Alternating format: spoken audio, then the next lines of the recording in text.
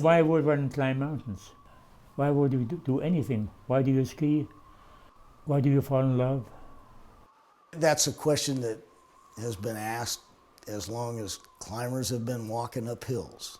You know, the classic response, of course, came from Mallory. Because it is there. Why people climb, I don't think there's any one reason. I think you have to look at each climber's background and their personal history. You wanted to climb, for the sake of climbing as an adventure. Why would you endure hardship to come and climb mountains when you can just stay at home? Why are they doing this? And we are doing it for the money they bring us, for our income. But why are they doing it? Was our question too. You've got to be willing to go out there and stretch and venture into the unknown and not know what the outcome is going to be. And sometimes neat things happen.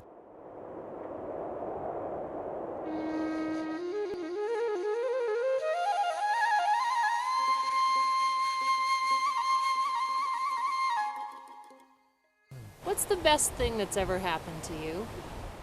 Best thing? What is the best way? Meeting with the people or? Just in general, when you look back at your life, what do you think is the best thing that ever happened to you? Yeah, best thing that I changed myself. I become mountaineer, His is a story of lives changed by mountains. Higher. And one mountain towered above all the rest. Higher. To Earth's pinnacle, Everest.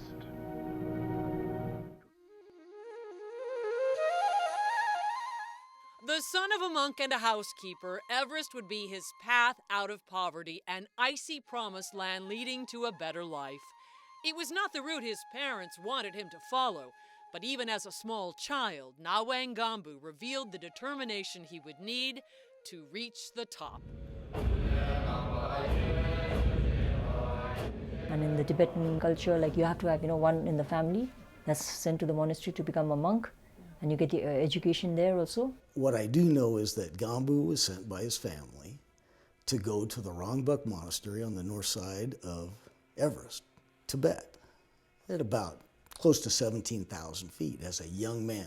And I've been to Rongbuk, I've been to the village where they were from and where they were born, and it's pretty rough out there, especially at that time. What he mentions is they were really strict. And he used to tell me about stories about how, what the monks would do. It was a very rigid kind of a life, and how they had to, they would get beaten up. And he had this very poignant story that he used to tell, where the monks, the older monks, used to mercilessly beat him during the day. But at night, while he was sleeping, they would come and touch his feet for forgiveness. And at some point, Gombu and one of his monks in training friends decided that it was time to escape from Rongbuk. It was through the local loo, the toilet, where he really managed to, through the hole, he jumped and ran away. I just said, "You what?" It wasn't a very nice exit they had because it was through where the toilets were or something of that sort. Monastery latrines are unimaginable to a Western idea. He has a very close friend of his who he's with, and they're running into the night and being, I guess, hosted by friends while the hunt is on for him from the monastery. And in the middle of Tibet, they make their way back across the Nangpa into Nepal and home. He was not scared of his teacher, he was not scared of his parents, but he didn't want to become a monk, so he left the monastery and went across this really high pass, which is unbelievable for a young boy like, him at that age. I think it's extraordinary that he had the capacity to walk away from that monastery and think that he could pull it off and get back home. The Nangpa Pass leading to Nepal would be a challenge for people with the best clothing. For little boys like these on foot, safe passage would seem miraculous. Gombu was only 11 at the time. He said it took them 5 days to cross the pass. You have to come up on a glacier. And there are crevices there. The Nangpa is nearly 19,000 feet high. It's plus 18.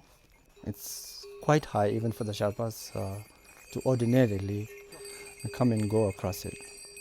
It was really harsh and difficult at, almost 18,000 feet, in winters, temperature probably dropping down to below 30, 40.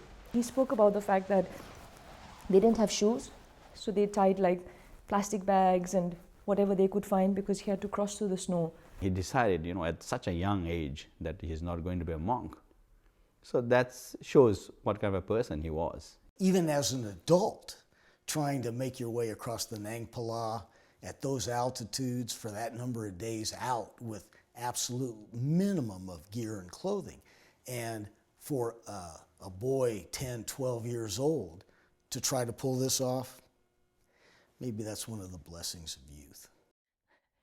He escaped from there and came over to Nepal and then Darjeeling, and then started joining his uncle for the climbing.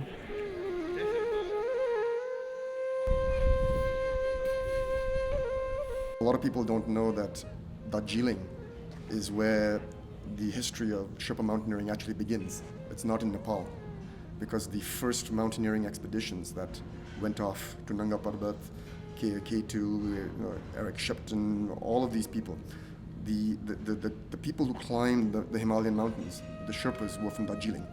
The word Sherpa, the literal translation is man from the east.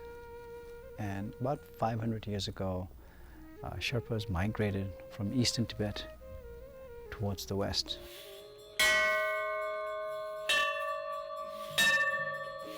After passing through Nepal, many would eventually end up in Darjeeling, a British hill station in India where tea gardens still blanket the landscape. And on a clear day, workers and residents have a view of Kanchenjunga, the third highest mountain in the world. During the early part of the 1900s, there were expeditions that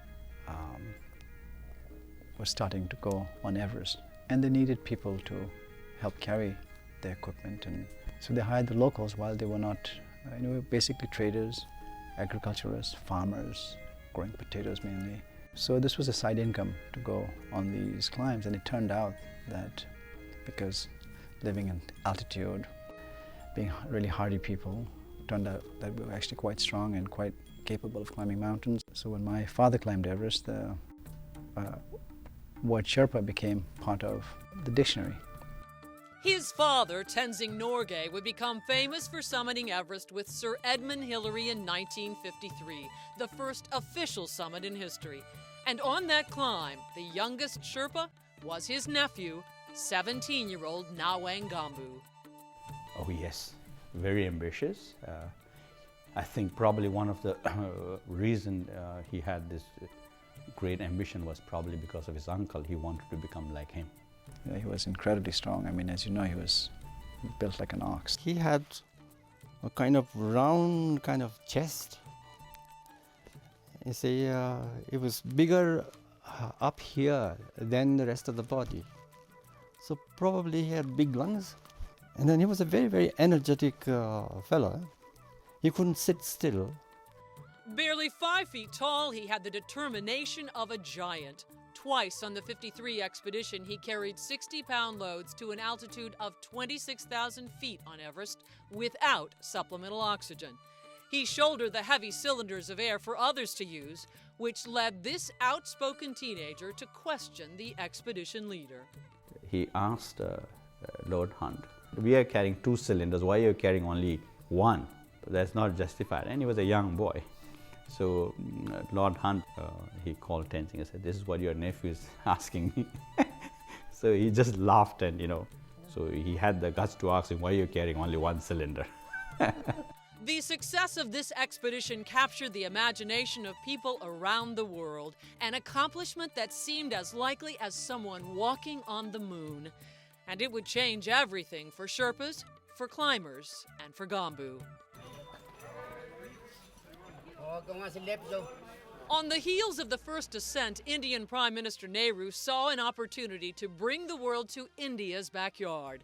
establish a climbing school in Darjeeling, appoint Tenzing Norgay director, and teach others to follow in his footsteps. The last thing you would think is the Prime Minister promoting a sense of adventure in the country where people had nothing to eat. And so I thought it was quite brave of him to ask my father to set up this climbing school. They had envisioned the idea of the Indian youth of the plains to go up to the mountains, learn about the Himalaya and climb Himalayan peaks. It's been very, very successful. It's produced countless Everesters. The school gave Gombu a foothold for his dreams. In 1954, he was hired as one of the first instructors at the Himalayan Mountaineering Institute, known as HMI. To improve their skills, they spent 6 weeks in Switzerland, learning rock climbing and rope training. And when he wasn't teaching, Gombu looked for work on other expeditions. I went the first time the American expedition, Makalu 54. On Makalu, he met Americans Will Seary and Willie Unsold, a connection that would ultimately lead to an invitation to return to Everest.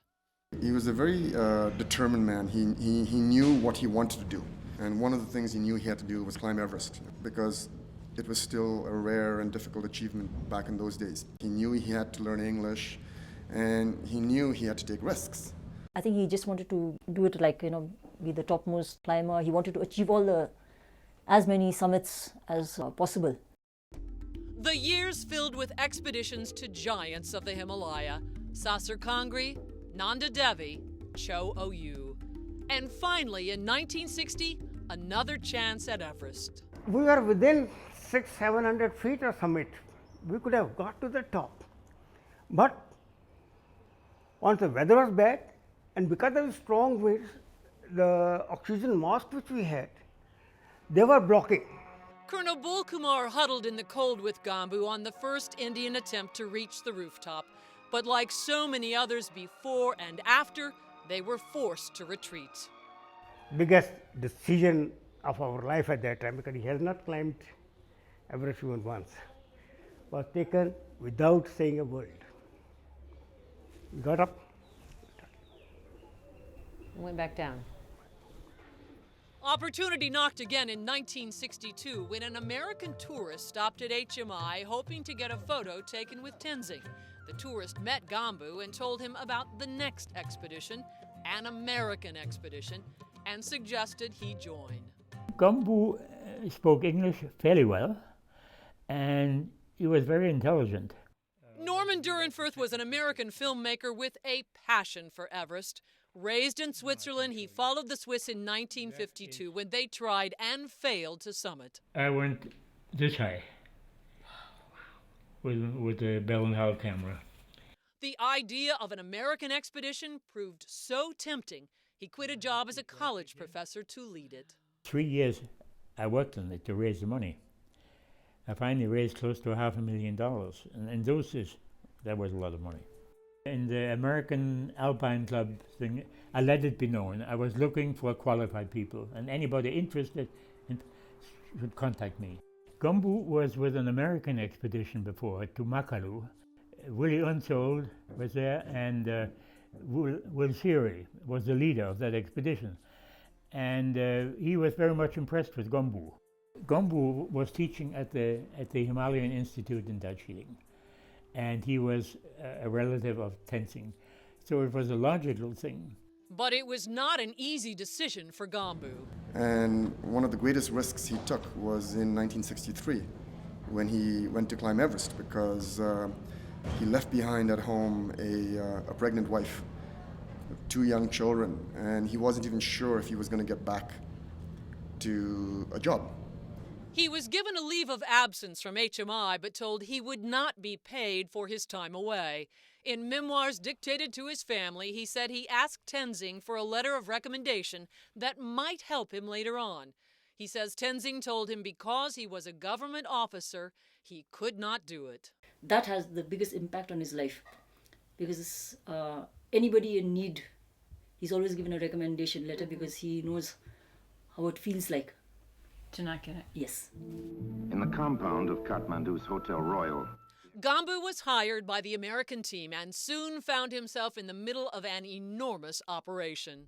I first met Gombu in Kathmandu when our expedition all descended on this exotic place. He was just this little man who was clearly knew what he was doing, and it was so full of energy and helping to create some order out of the chaos that we were so wonderfully establishing there. Down and up goes the caravan, a vast millipede. He was one of 37 Sherpas. There were 900 porters carrying 27 tons of material that included scientific research projects partially sponsored by National Geographic. We walked 185 miles from Kathmandu to base camp. Took us a month. So for a month, Gombu and I and the team are exchanging pleasantries and talking. And right away, he proved himself to be a real gentleman and a tremendous person. It was apparent, I think probably during the course of the approach march, that he and Jim just sort of connected as a pair. We wanted to give at least one Sherpa a chance to get to top, not just the Americans. I knew he'd been high before, and so, and he was strong, and he carried a good pack. You could sort of tell by the twinkle in his eye what he wanted to do. And I could communicate with him as compared to most of the other Sherpa didn't speak as well. Norman asked me how I felt about climbing with Gombu. I said, that's great, that's great. So. Politically, it was a good move at the time, and we welcomed Gombu into the group. He was a great addition. And then, suddenly, it was a dangerous undertaking for porters and climbers alike. Aging bridges collapsed. Avalanche and falling ice were constant threats. during the second day of climbing, a group of men are threading their way up through the labyrinth when a cliff of ice collapses. John Breitenbach, age 27, of Jackson, Wyoming, lies dead and buried in a tomb of fallen ice. The team mourned his loss and struggled with the idea of moving on, but eventually the expedition continued. Whittaker and the Sherpa Nawang Gombu have been chosen to make the first try for the top. They made an odd-looking pair, the 6'5" American and the Sherpa nearly a foot and a half shorter, but they were equals in other ways. Both shared the same dream, to make it to the top. And the day that they headed out of advanced base camp, we were all there to see them off, and Gombu had this grin that was from here to here. He was so excited. Fine, we're leaving for the summit tomorrow. Wish us luck. This is Camp 6. Over and out. And on the morning of May 1st, the peak is boiling in its plume of snow. And we didn't think that Gombu and Big Jim would make it. Hillary was in the valley, next valley over, and he said it won't be climbed today because the plume was blowing off that thing, and we were just in that damn jet stream. The day that Jim and Gombu got to the top, the wind was really creaming, and that they were out there doing it was pretty impressive. They pushed past 50-mile-an-hour winds, ignored 30-below temperature, summiting at 1 o'clock in the afternoon. And there would be no question about who was first. They reached the summit together. We were about out of oxygen and everything, and so, Gombu, you first, we're shouting through the mask. And so, and Gombu, I could see his eyes crinkle up in the kind of a smile. You first, Big Jim. Oh, okay, Gombu. So we went side by side together to the summit. First American and second Sherpa to stand on the highest point of Earth. And at last,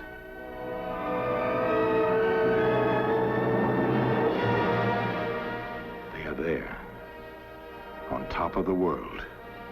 Jim Whittaker and Nawang Gombu. And once you got there and looked out at that vastness, it must have been a powerful moment. Well, no, because we were so battered and so forth, there was no powerful moment until I got down to base camp, was when I thought, Jesus Christ, we got the mountain. When he summited with the Americans, it came out in the radio, All India Radio. Gombu's wife Sita was listening at home, 8 months pregnant with their son Finjo. The baby would be born in early June as Gombu was returning from the nearly 4-month-long expedition. It was the risk he took, and he knew that he had to take the risk. And so he did it. Luckily for us, and luckily for him, it worked out. The luck would continue for Tom Hornbein and Willie Unsold, who pioneered the dangerous West Ridge route, ascending what is now known as the Hornbein Couloir on their way to the summit. And every step they take is on terrain where no man or living creature has ever trod. They rendezvoused in the dark with Lute Jersted and Barry Bishop, who reached the top from the south. Exhausted and unable to see the way down, they were forced to wait at 28,000 feet for the sun to light the way to safety. Generally speaking, when you're in a tight situation, at least what I found, and I think many others besides me, is you just do what you got to do to try to succeed and stay alive and keep going. So it was a long, cold, pretty exotic night. On all but a few nights in a whole year, they would have died in the cold and wind. But this was one night in 100. The mountain was merciful. The night was still and windless. 2 men left the mountain in a helicopter headed for Kathmandu and treatment for frostbite, and the whirlwind that would surround this climb was only just beginning. At the press conference in New Delhi, we're being interviewed, Gombu and I, and they said to Gombu, what was the first thing you thought of after having reached the highest point of Earth? But he answered for me as well when they said, how, the first thing you thought of, he said, how to get down. The weeks were a blur of receptions, medals, and meetings with heads of state, including a Rose Garden ceremony with President Kennedy. We're very pleased that you brought with you as your guests those who went with you. I think it's very appropriate they should be here because they're very much a part of this great international effort. President Kennedy and Gombu and I were standing there and we were chatting about the Sherpa, and he said, I hear they're very strong. And I said, oh, Mr. President, feel his thigh. And so when Gombu was standing there, the president, Gombu was the guy, and Gombu said if he's resurrected in the next life as a worm, he'll still remember the President of the United States grabbing him by the thigh. It was just amazing. Gombu and 5 other Sherpas spent 3 months touring American cities, sampling the Western lifestyle, and at least once leveraging their new notoriety. And there's a story, perhaps you've heard it, our psychologist drove them across the country in the States. They got a big station wagon from General Motors, and they drove. And sometimes they drove too fast. And there were people who were watching, policemen, and they wanted to give them a ticket. So Gombu said, you know who we are? We're the Sherpas, and we just came from the White House, and President Kennedy, and so on. And the policemen were so impressed that they said, oh, go on. They returned to India via Paris and Japan. When Gombu arrived in Darjeeling, he learned he would receive his salary for the length of the expedition and the time he spent on tour. He also learned India was planning another expedition to Everest. All my life I've been climbing mountains. This time, Colonel Bul Kumar served as deputy director of the expedition. Captain M.S. Kohli was the expedition leader, and they asked Gombu to sign on. In his memoirs, Gombu says when asked to join the expedition, he replied, I've already climbed Everest in '63. Why should I go there again and again? But a promise of scholarships for 2 of his children and a piece of land would lure him back. He says he agreed only after being told he would be in the first summit party. They find fixed ropes left by the Americans a great help. Gombu knew the route, he knew the hazards, and he knew the weather could freeze the expedition in its tracks. High winds and snow stalled the climb for nearly 3 weeks. But finally, in the middle of May... This is All India Radio, and here is the weather bulletin for the Indian Everest expedition. Generally fair weather. Isolated thundery developments possible on ridges during evening. If this good weather holds for a couple of days, I'm thinking of sending the summit parties tomorrow. The first party will consist of Gombu and Chima. 7:30 a.m., May the 19th, Gombu and Chima, accompanied by Sherpas, leave South Col to establish the summit camp. His climbing partner, Avtar Singh Chima, was an army captain in the parachute regiment. Their final camp rested on a snowy hump at nearly 28,000 feet. May the 20th, 1965. Chima and Gombu are awake at 3 a.m. Gombu remembers when he reached the top with the American, James Whittaker. Can he do it again? Will he be the first man to have climbed Everest twice? They reached the summit by 9:30 in the morning. This expedition would see a record-breaking 9 men make it to the top.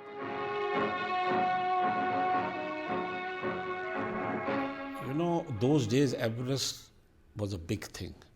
It was like the first time for Indians. And the whole nation was with you. So you were in the press, you were this, that and the other. And really the nation had their eyes on you. Well, so on the summit, the first thing is that the moment you reach on top, the temperatures was low, but it was a bright sun. It was a long wheeling look. You could see some of the giant mountains, from the top. And then you realize that, how small you are in front of this, immeasurable universe. And you realize that, your smallness and loneliness. 3 months after standing on top of the world, Ahluwalia was injured in the Indo-Pakistani War, an injury that forced him to use a wheelchair. He went on to start a spinal injury hospital in Delhi. If you look back, the mountain teaches you that life is all about climbing the other summit, the summit of the mind. It's all on that, the spiritual mountain within yourself. When he climbed with the Indian expedition, then there was much material gain. Yes, he was given a plot of land to build this house, and he was decorated with many medals, and he was a big celebrity overnight. I used to very proudly introduce him, the only man in the world who has climbed Everest twice. His success as a climber literally brought the world to his door. People would come and visit, so we'd be sitting, somebody would just walk into the house, maybe in an afternoon, some tourist or something, yeah. Or they just come and they want to, is it Gombu's house? Yes, and they want to take pictures. They just want to come and take pictures. In one sense, it was an odd way for a man of his background to become famous. Religious leaders taught young monks that mountain peaks were homes to the gods, sacred places not to be disturbed. And yet for this family, these remote, dangerous places became altars for advancement. We owe it to the mountain because it's because of the mountain that made this family where it is today. A lot of people say it's like the first family in climbing and all that. In fact, if you drew the family tree of this first family of climbing, many of its branches would spread across the highest parts of the Himalaya. So in this area, I was most scared. Gombu's brother-in-law, Dorje Latu, would summit Everest and many other mountains. I feel grateful for come down alive. Without mountaineering, I think we would have been ordinary Sherpas. Latu's wife, Gombu's sister Doma, was a climber on an historic and dangerous expedition to Cho Oyu. Rita Gombu, grandniece of Tenzing and daughter of Nawang Gombu, the first man to climb Everest twice, is the first Indian woman to cross 8,000 meters. And Gombu's firstborn would have her chance at Everest in 1984 on an expedition that had the support of the government and the Gandhi family, who had promoted mountaineering for generations. Well, adventure should be a part of everybody's life. I think that's the whole difference between being fully alive and just existing. Whole aim of this expedition was to put an Indian woman on top. Rita Gombu was one of 6 women and nearly a dozen men hoping to reach the summit. Not only is she the chosen one, the first girl in the first summit attempt, but she also bears the additional responsibility of her family's mountaineering tradition. So I was on the first summit team, but the weather was not too good, so I missed the summit by about 100 meters. Very well done to Bachendri. Bachendri Paul would succeed in reaching the top along with 3 men. And through the years, nephews, cousins, and grandsons of the Norgay Gombu clan would make their way on the mountain. I think what was unusual about Gombu, for example, and I can speak to my father a little bit more, was they had a real desire to climb. They were very unusual as Sherpas, I think. They really wanted to go and do something. That's what they saw when they were children, looking up at Everest every day while they were grazing yaks. But for them it was first a passion and then also a way to support the family. I mean, yes, it was fun, it was dashing, it was interesting to be a mountaineer, but he was primarily doing all of that stuff to provide for the family. To meet expenses, he was all the time working. His position at the Himalayan Mountaineering Institute was a secure government job, but the salary? When I joined, Gombu's salary was 210 rupees. How much is that in dollars? That was less than $30 at the time, not enough for his dream of sending the children to private schools. He did anything to earn a little bit of extra money to keep us apart from everything else, you know. He made some money buying and selling used climbing gear from expeditions returning to Kathmandu. Every monsoon, when the expeditions seasons was over, he used to go there, and I used to sometimes go with him and buy the second-hand equipment, bring them across the border. It used to be almost amounting to smuggling in those days, because we were here. There was no allowance of foreign equipment coming in the country. So we used to bring it across the border, and here we had a good market in new Indian climbers coming up, and they were looking for European or American or Japanese make equipment. Good, this is it. Summer Rainier, buddy. Put it right there. When his friends in the United States invited him to work on Mount Rainier in the 1970s, he found the perfect summer job. But we had to teach him the technical knots and the ascenders and stuff, but he was a mountain man. He knew the mountains, and he's the guy that's going to be safe. Lou Whittaker, twin brother to Gombu's American Everest climbing partner Jim Whittaker, was head of Rainier Mountaineering. I told the guides, if you can just get half as good as Gombu, I'll hire you as a guide. 1971 was the first year I was working on Mount Rainier as literally a teenager. Phil Urschler would meet Gombu at a bunkhouse at 10,000 feet after a long day of guiding in very bad weather. We got into Camp Muir late. I was like a little drowned rat.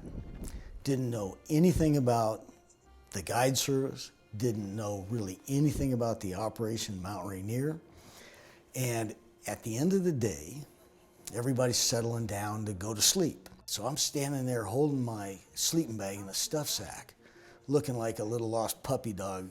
And my first interaction with Gombu was Gombu just grabbed that sleeping bag from me. He pulled his sleeping bag and pad off of the bunk where he was, threw it under a table in there, down on a pile of frozen ropes, and pulled my bag out of that stuff sack, threw it on the bunk and said, "Phil, you sleep here." That's how I met Nawang Gombu. Over here in the guide house, he would help Ingrid stack the ice axes back in their proper places, and he'd be handed a broom and sweep the floor, and then the concrete steps out in front of the guide house here. And he'd do all this just happy and enjoying it. And he felt very proud that, you know, the fact that we didn't really have anything, like he had a small job, and going to Rainier was earning extra money. So I think that we owed a lot to Rainier also, you know, because all that money he got, that was to help us. His American connections led to more expeditions. Gombu not only climbed a lot with us on Mount Rainier, but one of my earliest guided trips on Mount McKinley up in Alaska in 1978 was with Gombu. He helped guide 10 customers to the summit and became the first Sherpa to reach the peak of North America's tallest mountain. It's just another mountain, you know, and it's like a call of duty. So it was not, none of the wives would ever interfere. But as he grew older, so I think it was in the 80s, the China Everest expedition, when my mom actually for the first time kind of told me to take him aside and tell him not to climb. it was to be an ascent of the north face of Everest, launched from Tibet in 1982. China had only recently opened the route to outsiders after a nearly 40-year shutdown following the takeover of Tibet. 40 yaks carried the gear of the 17-member team to base camp. Beautiful, my God. Lew Whittaker led the expedition. Jim Whittaker, the first American to summit K2, was one of the climbers. He was clearly not planning to climb the mountain. He'd already climbed it twice. At this time, I think he was 49 years old. And in the early 80s, that was pretty old to be trying to climb Everest. So I was like probably 10, 11, and so I sort of said yes. So I took him to the altar and made him promise he won't climb. So he said, okay, I won't go up to the summit. I'll go only till base camp. So he went up, and I think the last few meters he sort of turned around and came down. And when he came back, he said, I could have gone. He's saying I could have easily climbed. If he had been climbing today, he would be one of these guys that would climb it a dozen times or 15 times. That would not be the case this time. Jim, I made a decision down here that I can live with real easy and be real happy with. I hope you make the same one up there. The expedition ended after the only woman on the team, Marty Hoey, fell to her death, and bad weather prevented others from making a summit attempt. He was always amazed at how he managed to survive, because he lost many good friends over the years in the mountains. He lost many of them. He never wanted us to, become climbers or go into mountaineering as such, because for them, like, they did it as a job. It's not as a hobby. But nobody wants to become a professional mountaineer because they don't want to risk their lives. But he was very clear that he wanted us to go to an English school, so he made sure we did it. Hello. Hello. Gombu was determined education would be their Everest. Minds instead of muscles would help his children rise in the world. And then he put us all through English schools, because I think he said it was very important that you had to learn English. And at home also he would insist that, we have to speak in English. If you don't know how to speak English, then you won't go anywhere. It was a lesson Gombu learned very young in life. His language skills gave him a huge advantage over other men looking for work. He had this hilarious story where he would describe how, as a very young man, he would take this daily trek to the home of an Australian missionary in town, in Darjeeling, called Miss Rita.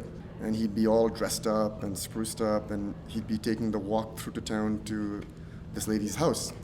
And all the other Sherpa climbers who weren't bothering to learn English would tease him mercilessly and call him a keener and make fun of him as he went to learn English. And he always said that in the end, he got the last laugh. At his home in Darjeeling, Gombu had a small room where he could rest and read in the late afternoon sun. The bookshelves are filled with stories of the great mountains and the great mountain climbers, all of them written in English. He learned how to read coming along, right? It's not that he would be able to hold a book and just scan through it the way we read. For him, it would need an effort to read. Towards the end, he was reading books and all, so that was good. And then he would ask us for meanings. He never went to a proper school, not really educated, but he knew everything. You can talk to him on any topic. He was tireless in his efforts to use his achievements and the fame that followed to provide a better future, not only for his family, but for others who started out just like him. We had to do a lot of letter writing for him. My older sister, Rita, it was her first, and then later on me. So, at the age of 10 and 11, writing official letters is not easy. So there was always someone who was going to be going for a job, and there was someone who was going to need something or a recommendation, because it was either somebody who was a mountaineer or a Sherpa or their family, or it could be a widow or a child or whatever. He lobbied on behalf of these people endlessly. He was very concerned about, all the deaths in the mountains. The Sherpa community, we have people dying on the expeditions and people have problems. Like suddenly the families don't get insurances. most of these Sherpas who climb Everest or who die on mountains are the breadwinners. For very little money, they risk their lives on that mountain day in and day out, you know, for sometimes as little as $3,000 per season. Gombu spent the last years of his life at the Sherpa Buddhist Monastery in Darjeeling, working on behalf of those left behind. Since he was the only one who was well known after Tenzing in that circle, so he thought it was his duty to do whatever he could for the community. Once a day at least, every day he'd go there. And he was keen on building the monastery. He became head of the Sherpa Buddhist Association, which operates out of this humble space, raising money and awareness about the desperate problems some in the community faced. You know, he would call all the widows of the Sherpas who died on the Everest expedition, and you know, money was given to them. Then there was another point in time when somebody, you know, husband died and the wife didn't have money, so made sure that, you know, the funds were given. Till his last breath, he was, you know, talking about the Sherpa with his daughters, what should be done, you know, what he wants. Nawang Gombu ko parthiv sharir. Yes.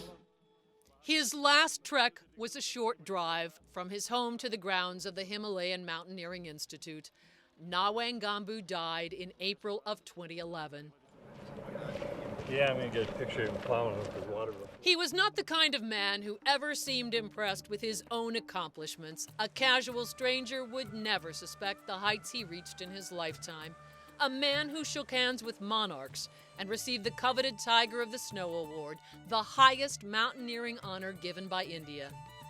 No, he remained a simple, humble man. He was, how would you say, down-to-earth kind of person. Till he died, yes. While history focused on his mountaineering firsts, in the end he is remembered for so much more. His legacy cannot be measured by meters or vertical feet, but instead by the family he and his wife raised, the community he helped, and the stories told by the people whose lives were changed because of him. You know, he set an example, I think. He was a real gentleman and accommodating person. He would really bend over backward to help you out and so on. And I think that he set an example for the Sherpa community.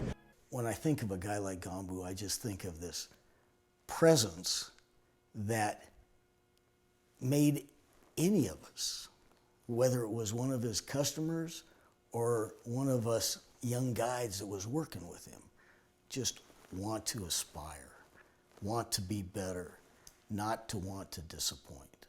That's a big deal. I mean, he was just a great guy to be with in the mountains. Never down. I mean, he was always optimistic, always up, and that's the kind of person you want to be around on an expedition. He was a tough little fellow. He was always pretty much calling, I call a spade a spade. He was short-tempered, very short-tempered, but golden hot. Because he was also, I think, quite vocal, and he was not very diplomatic, you know. He would, if he felt something, he would say it. So I kind of maybe inherited from him, you know. I'm pretty vocal too. He was very good in his judgment. He was focused in what he wanted, and I think that's how we are where we are.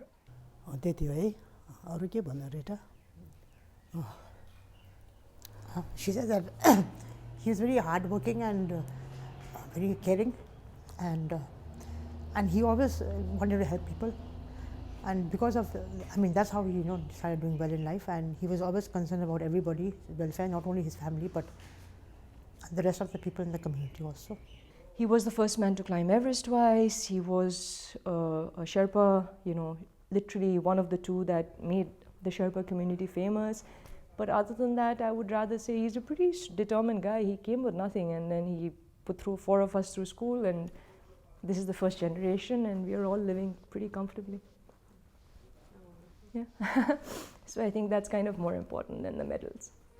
My folks died when I was very little.